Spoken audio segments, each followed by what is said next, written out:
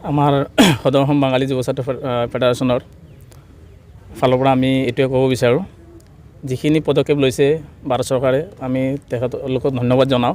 কিন্তু যিমান ল'ব লাগিছিলে, আমাৰ যিটো লাগিছে আৰু যিমান ল'ব লাগিছিলে, এজন ব্যক্তি এইজনৰ আদৰ্শৰে যদি আমি চলিব বিচাৰোঁ, এইজনে বিচাৰিছিলে অখণ্ড ভাৰত। আজি তেখেতৰ ত্যাগৰ বলিত আমি এই ভাৰতখন স্বাধীন পাইছোঁ। এইটো বিশেষকৈ ভাৰত চৰকাৰো জ্ঞাত, অসম চৰকাৰো জ্ঞাত। কিন্তু আজিলৈকে এই বীৰজনে যিমান সন্মান পাব লাগিছিলে সম্পূৰ্ণলৈকে পোৱা নাই। আমি এইটো লৈ দুখিত আৰু আমি চৰকাৰক আবেদন কৰিছোঁ, যিমানখিনি দিছে সেইখিনি সম্পূৰ্ণ নহয়, তেখেতৰ প্ৰাপ্য আৰু আছে লাগে। আমি এইখিনি আবেদন কৰিছোঁ। অসম চৰকাৰেও যেনেকৈ বিভিন্ন বীৰ নেতাসকলৰ চৰকাৰীভাৱে আমি পালন কৰিছোঁ, কেন্দ্ৰীয়ভাৱে পালন কৰি আছোঁ, আমি এইটোও বিচাৰিছোঁ যে নেতাজীৰো উদযাপনটো কেন্দ্ৰীয়ভাৱে অসম চৰকাৰেও পালন কৰক, ভাৰত চৰকাৰেও পালন কৰক। আজি নেতাজী জন্ম জয়ন্তী যেনেকৈ হ'ব লাগিছিলে, আমি দুখিত, এনেকৈ কিন্তু সম্পূৰ্ণ ভাৰতত বা অসমত হোৱা নাই। এইজন বীৰৰ ত্যাগত আমি চবেই বিশেষকৈ জানো, ব্ৰিটিছ সাম্ৰাজ্য হিলিছিলে।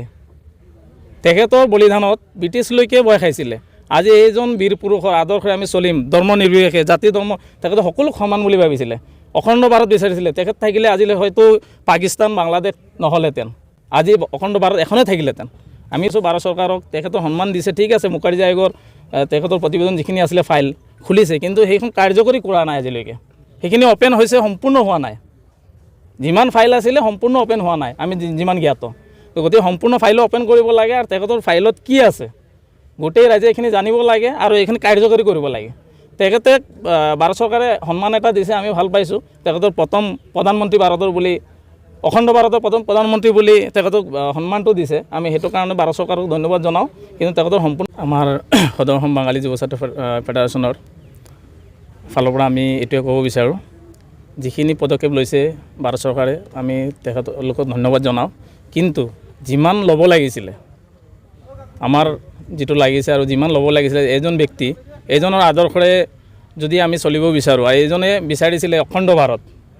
আজি তেখেতৰ ত্যাগৰ বলিত আমি এই ভাৰতখন স্বাধীন পাইছোঁ। এইটো বিশেষকৈ ভাৰত চৰকাৰো জ্ঞাত, অসম চৰকাৰো জ্ঞাত।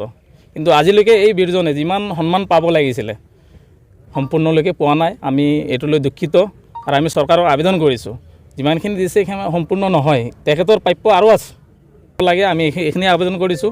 অসম চৰকাৰেও যেনেকৈ বিভিন্ন বীৰ নেতাসকলৰ চৰকাৰীভাৱে আমি পালন কৰিছোঁ, কেন্দ্ৰীয়ভাৱে পালন কৰি আছোঁ, আমি এইটোও বিচাৰিছোঁ যে নেতাজীৰো উদযাপনটো কেন্দ্ৰীয়ভাৱে অসম চৰকাৰেও পালন কৰক, ভাৰত চৰকাৰেও পালন কৰক। আজি নেতাজী জন্ম জয়ন্তী যেনেকৈ হ'ব লাগিছিলে, আমি দুখিত, এনেকৈ কিন্তু সম্পূৰ্ণ ভাৰতত বা অসমত হোৱা নাই। এইজন বীৰৰ ত্যাগত আমি চবেই বিশেষকৈ জানো, ব্ৰিটিছ সাম্ৰাজ্য হিলিছিলে। তেখেতৰ বলিদানত ব্ৰিটিছলৈকে ভয় খাইছিলে। আজি এইজন বীৰ পুৰুষৰ আদৰ্শৰে আমি চলিম, ধৰ্ম নিৰ্বিশেষে, জাতি ধৰ্ম, তেখেতে সকলো সমান বুলি ভাবিছিলে।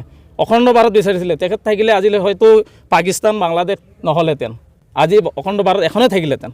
আমি ভাৰত চৰকাৰক তেখেতৰ সন্মান দিছে, ঠিক আছে, মুখাৰ্জী আয়োগৰ তেখেতৰ প্ৰতিবেদন যিখিনি আছিলে ফাইল খুলিছে, কিন্তু সেইখন কাৰ্যকৰী কৰা নাই আজিলৈকে।